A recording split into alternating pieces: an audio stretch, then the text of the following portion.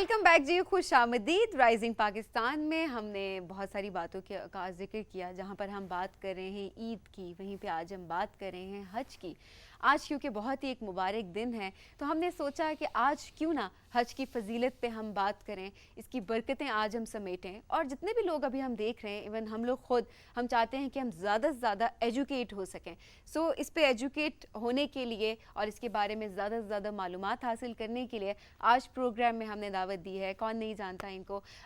Islamic scholar हैं doctor साजिदुर Rahman साहब। उनको आज हमने राइजिंग पाकिस्तान में दावत दी है ताकि आज हम बात कर सकें कि असल में जो चीज़ें हम देख रहे होते हैं, कुछ फ़र्ज़ ज़रूर हैं, लेकिन उस फ़र्ज़ के पीछे मकसद क्या है, उस मकसद को जानना हम सब के लिए बहुत ज़्यादा ज़रूरी है। अस्सलाम वालेकुम डॉक्टर साहब। वालेकुम अस्सलाम रहमतुल्लाह। बहुत शुक्रिया राइजिंग पाकिस्तान में तशरीफ़ लाने का।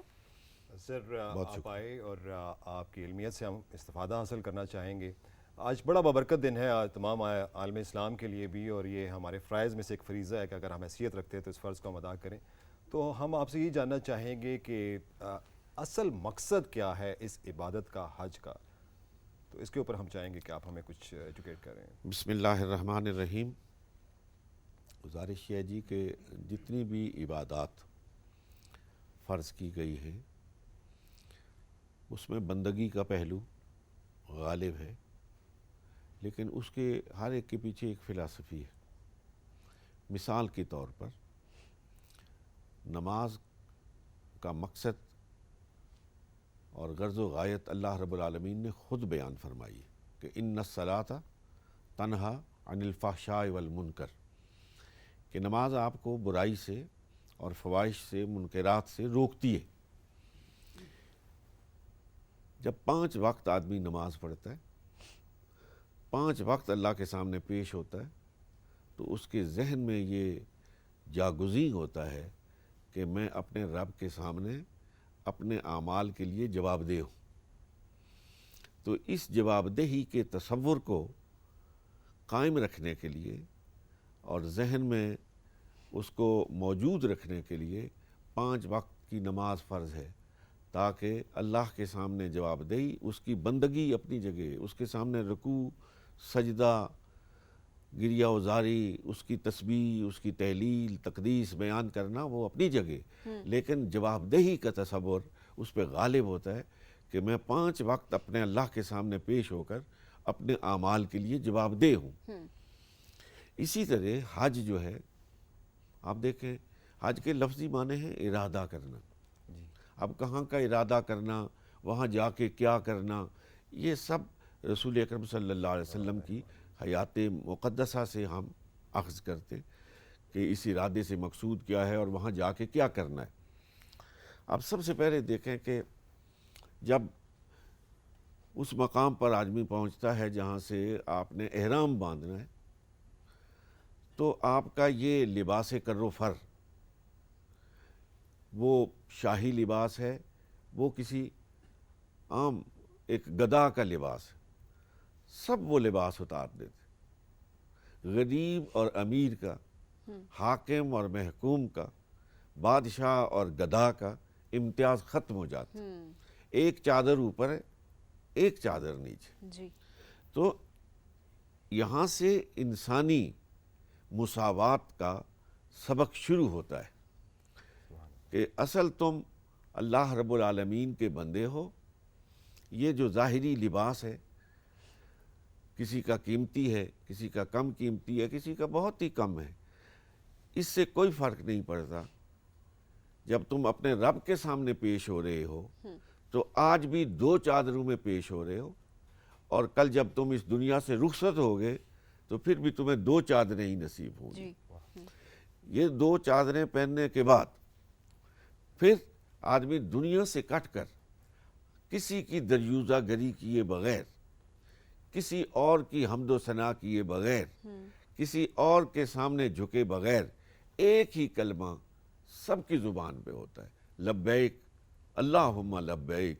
ला शरीक लक लब्बैक इन्नल हम्दा वन निअमता लक वल मुल्क। अब आप खुद गौर फरमाएं और मेरे सुनने वाले इस पर गौर फरमाएं कि जिस वक्त एक शख्स 2 चादरों में मलबूस اپنے رب حقیقی کو، اپنے خالق کو، اپنے مالک کو، اپنے رازق کو ایک ہی زبان میں پکارتا ہے۔ اچھا، اس میں آپ دیکھیے کہ شرق اور غرب کا فرق ختم ہو جاتا ہے، زبانوں کے امتیازات ختم ہو جاتے ہیں۔ جی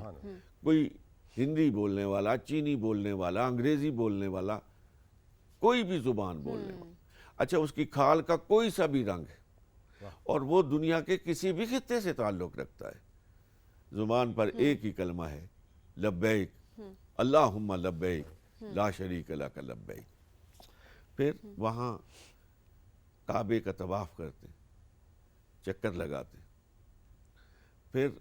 اس جنت سے لائے گئے پتھر کو چومتے۔ یہ سب کیا ہے کہ یہ اللہ رب العالمین کی اطاعت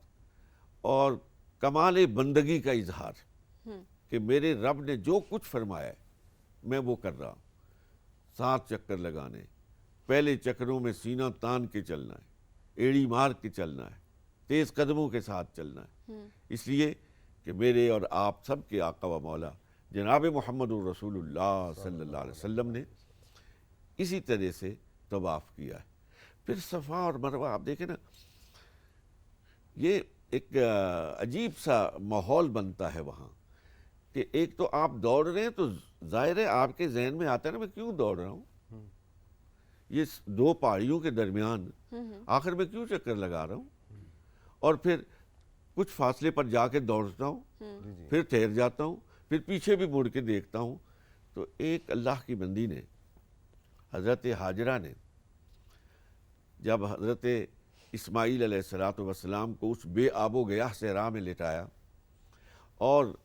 پانی کی طلب ہوئی، تو پانی کی تلاش میں وہ ایک پہاڑی سے دوسری پہاڑی پہ جا رہی ہیں، اور درمیان میں جب نشیب آتا ہے، نچلی جگہ آتی ہے اور بچہ نظروں سے غائب ہو جاتا ہے، تو پھر وہ دوڑتی ہے تاکہ میں اونچی جگہ پہ جا کے پھر بچے کو دیکھ سکوں۔ اللہ کی بندی کا یہ عمل اللہ رب العالمین کو اتنا پسند آیا کہ فرمایا قیامت تک آنے والا عمرہ کرنے والا ہو یا حج کرنے والا ہو، وہ میری بندی کے اس طرز عمل کو اسی طرح اپنائے گا، وہی اسلوب ہوگا، اسی طرح دوڑے گا، اسی طرح پیچھے مڑ کے دیکھے گا، اس لیے کہ وہ تو دوڑتا ہے، میں اپنی اس بندی کے اس عمل کو دیکھ رہا ہوں۔ تو اللہ رب العالمین نے ایک تو اس میں ہمیں یہ بتایا کہ جب اللہ کے بندے کوئی عمل کرتے تو وہ عمل اللہ کی نگاہ میں کتنا مقبول ہو جاتا ہے، اور پھر اس عمل کو تازہ دم رکھنے کے لیے،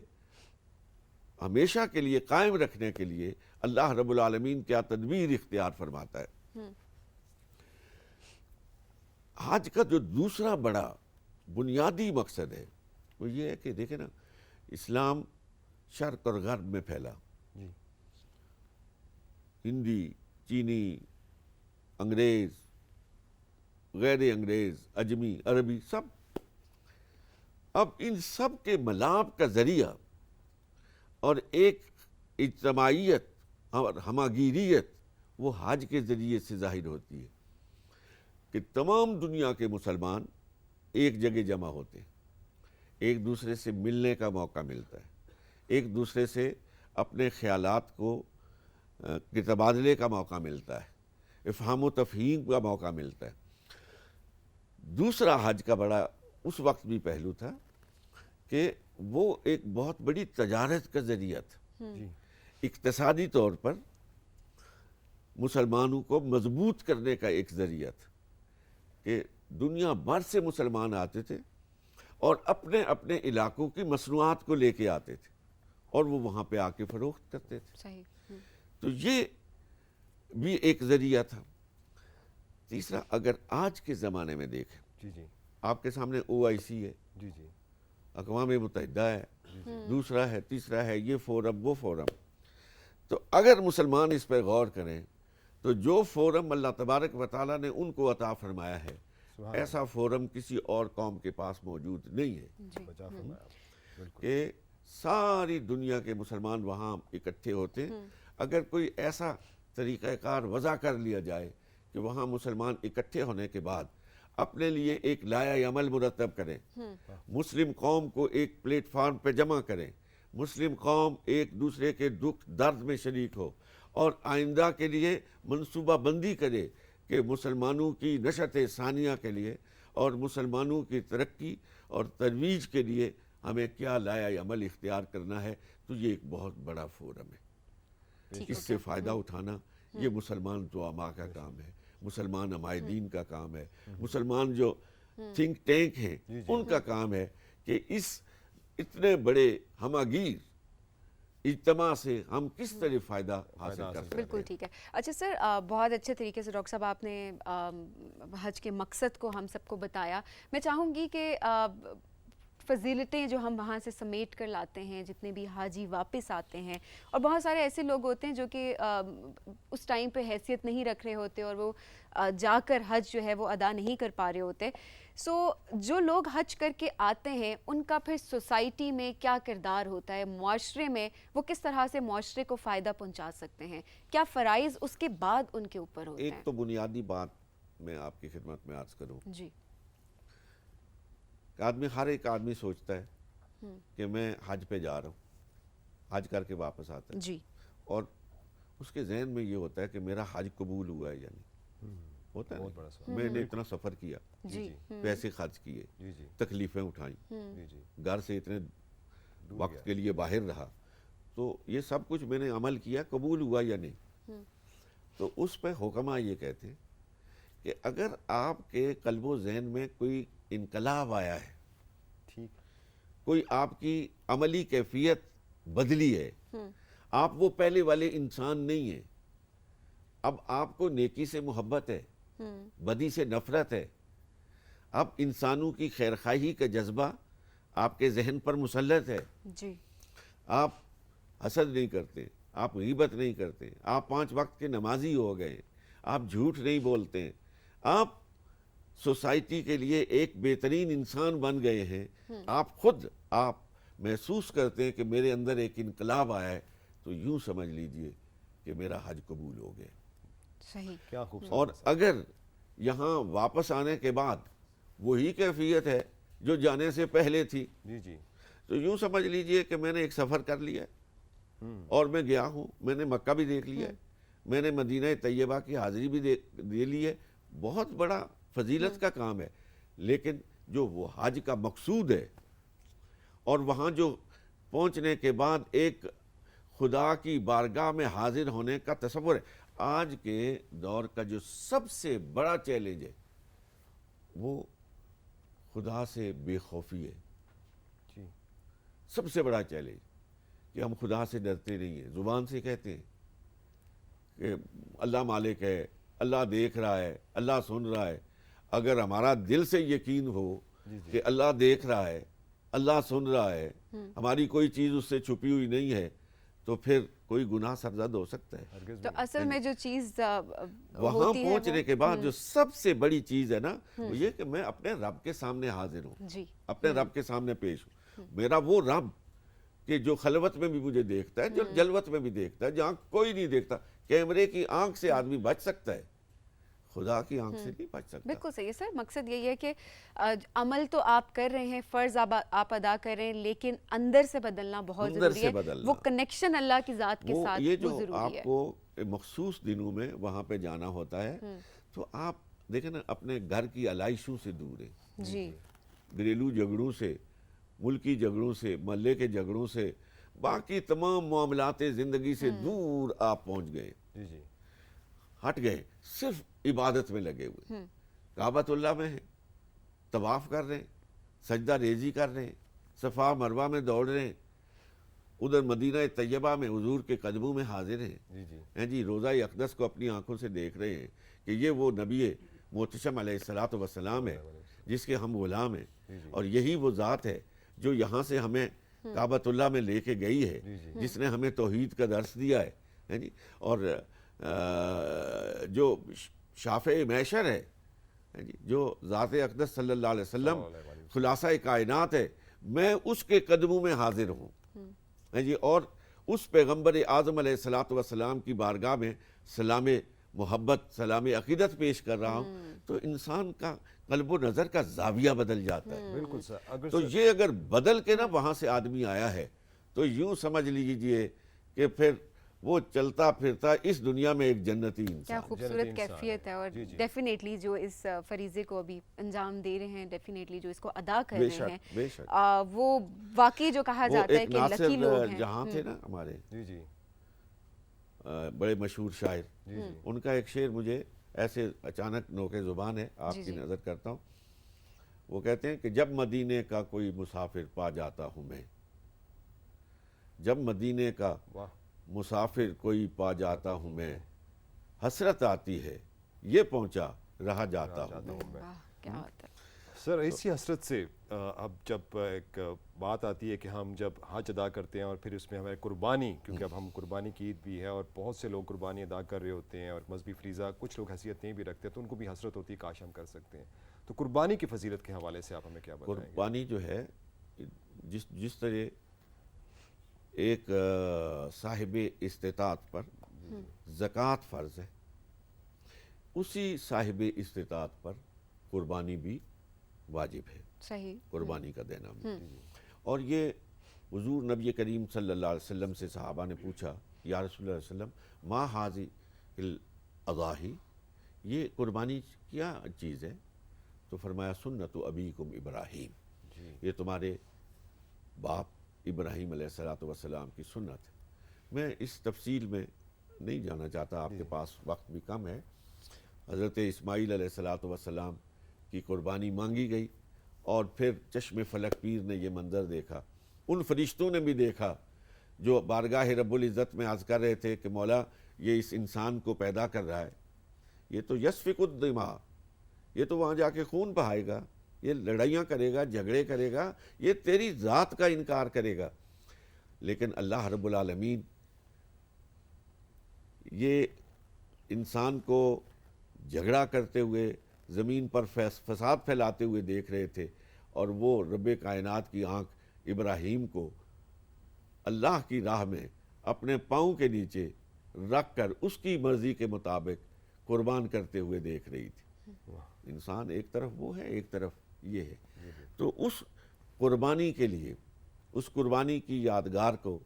قائم رکھنے کے لیے, آپ کو معلوم ہے کہ وہ پھر جنت سے دنبا آ گیا اور اللہ رب العالمین نے کہا کہ تم نے ابراہیم اپنی خواب کو درست کر دیا ہے, قد صدقت الرؤیا,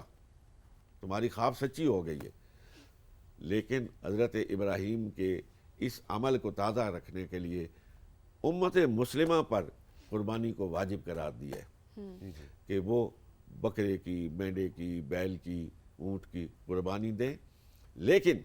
دیکھیے یہ امت مسلمہ کا اعزاز ہے, اور محمد الرسول اللہ صلی اللہ علیہ وسلم کی رحمت للعالمین کے سبب اللہ رب العالمین نے فرمایا کہ تم مینڈا دو گے, تم بکرا دو گے, میری راہ میں قربان کرو گے, میں تمہارے نامہ اعمال میں بیٹا لکھوں گا کہ تم نے میری راہ میں اپنا بیٹا قربان کر دیا, اپنا بچہ قربان کر دیا. اب دیکھنا یہ ہے کہ یہ قربانی بکرا, مینڈا یہ کیوں ذبح کرتے ہیں؟ یہ اللہ رب العالمین بندے کو تیار کرتا ہے کہ اگر کسی وقت اس رب کی ذات کے حکم کے لیے, اس کے احکام کی ترویج اور اشاعت کے لیے تمہیں کسی قسم کی بھی قربانی دینی پڑے, مال کی قربانی دینی پڑے, اولاد کی قربانی دینی پڑے, جان کی قربانی دینی پڑے, تو تم اس کے لیے تیار ہو. اللہ رب العالمین کے پاس گوشت نہیں پہنچتا, اللہ رب العالمین کے پاس کھال نہیں پہنچتی, یہ کچھ نہیں پہنچتا. وہاں کیا پہنچتا ہے؟ تقوی. اللہ فرماتا ہے قرآن میں, نہ گوشت پہنچتا ہے نہ پوست پہنچتا ہے, وَلَٰكِن يَنَالُهُ التَّقْوَىٰ مِنْكُمْ, جو تمہاری نیت ہے, تمہارا اخلاص ہے, تمہارا ارادہ ہے, وہ اس بارگاہ میں پہنچتا ہے اور پھر وہ قبولیت کا شرف پاتا ہے. تو اس ارادے کے ساتھ کہ مولا تیرا حکم ہے, میں ہر چیز, آج کے لیے تو نے کہا کہ جانور کو ذبح کر, میں جانور کو ذبح کرتا ہوں, میں اپنی ہر خواہش کو تیری راہ میں قربان کرنے کے لیے تیار ہوں. اس جذبے کے ساتھ قربانی کرنی چاہیے. پھر جب یہ جذبہ انسان کے اوپر پوری طرح حاوی ہو جاتا ہے تو پھر خلوت ہو یا جلوت ہو،